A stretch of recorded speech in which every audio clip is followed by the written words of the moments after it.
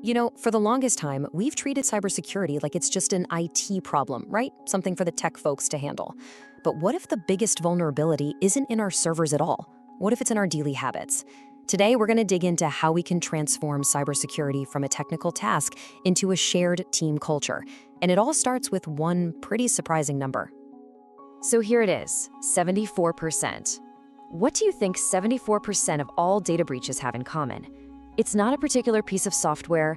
It's not some super sophisticated new kind of attack. The answer is actually a lot closer to home. Yep, you guessed it, the human element. Nearly 3 out of every 4 breaches involve a person, whether it's a simple mistake, misusing a system, or falling for a scam. And that one single fact, it should change absolutely everything about how we approach security. So this gets us to the heart of the matter, the human element problem. See, cybercriminals are smart. They know it's often way easier to trick a person than it is to break through a complex digital wall. So they don't just target our systems, they target us, the employees. Now, when you look at it like this, it really hits home, doesn't it? That huge 74% slice shows exactly where the real battlefield is. It's people. We're the main target for things like phishing attacks, where just one accidental click can open the floodgates. Attackers aren't just hacking computers anymore, they're hacking our attention. And this quote right here, it captures a really crucial shift in mindset. Instead of thinking of employees as the weakest link, we have to start seeing them as the first line of defense.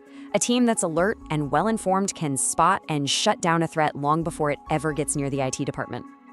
Okay, so how do we build that human defense? It's not about just creating more rules. It's about building a culture. And a real strong security culture, well, that has to start at the very top of the organization. This whole thing has to flow down through the company. It kicks off with leaders actively championing security, not just with words, but with their own actions. Then HR gets involved, weaving it into the very fabric of the company, in job descriptions, in performance reviews. And what's the result? Every single team feels empowered to really own it. When you do all this, you end up creating something really powerful. It's called a human firewall, and it's an amazing concept.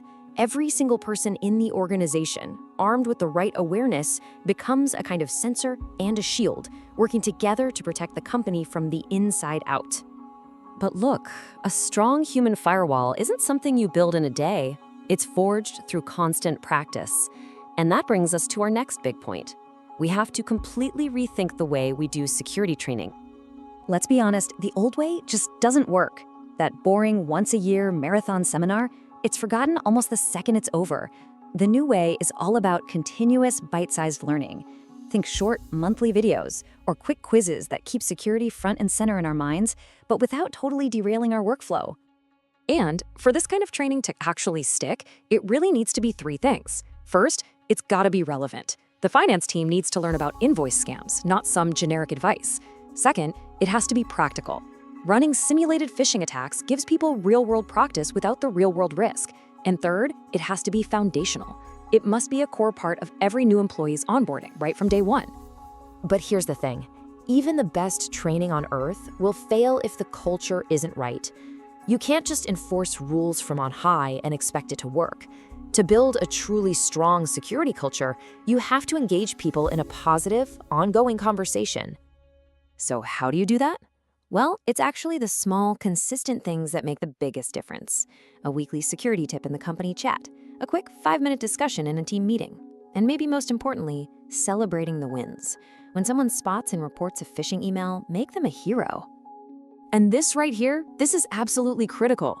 If an employee clicks on something they shouldn't have, the last thing you want is for them to hide it because they're afraid of getting in trouble. A supportive, no-blame culture encourages people to report things immediately, and that honesty can be the difference between a minor hiccup and a major disaster. So, what happens when you combine all of this? When you have leaders bought in, you have continuous training, and you have that positive daily engagement? Well, security stops being just another task on a to-do list. It becomes second nature. And this really is the ultimate takeaway. We have to stop treating cybersecurity like an annual chore we just have to get through. It needs to become a daily habit, a collective instinct for being watchful that's just woven into the fabric of everything we do. So, I'll leave you with this question to think about. It doesn't have to be some massive policy change.